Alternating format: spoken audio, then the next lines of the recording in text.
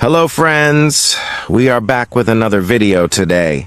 In this video, we will show you how to remove the rear bumper of the 2023 Lexus NX 200. I would rate the difficulty level as moderate, meaning it is neither extremely difficult nor very easy, but if you watch the video carefully, I am confident you can do it.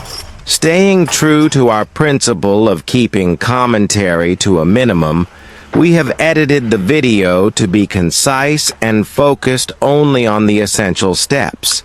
If you find the video helpful, please show your support by liking it and subscribing to my channel.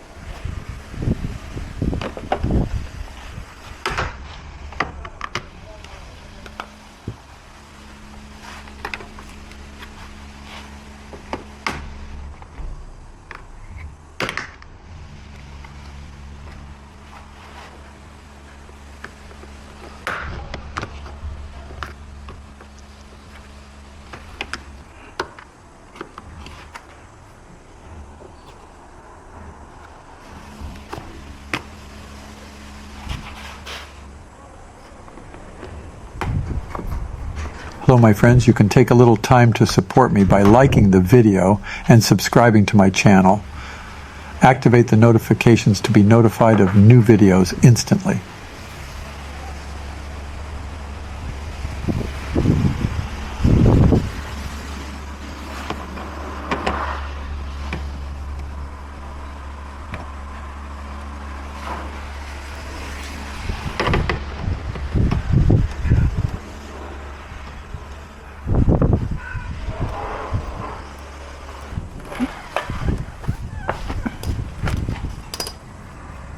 One, two, three, four.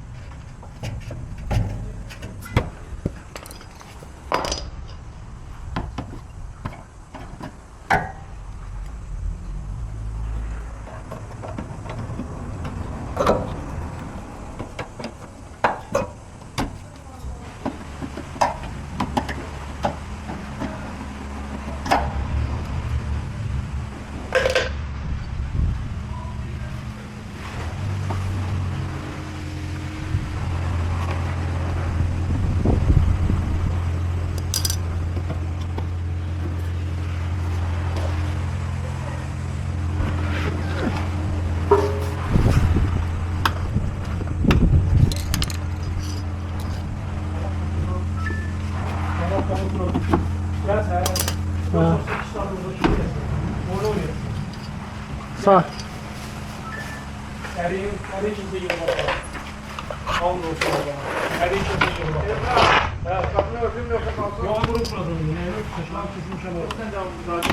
Kapını bağla. Kapını bağla. Bağla. Sen kalsın bak. Bağla, başına durun, bağla. Ben çay sever çünkü kimse giremezsin, yoksa bağla girer. Hasan var burada. Öbürler nasıl? Bilirler. Hata oldu. Bilirler.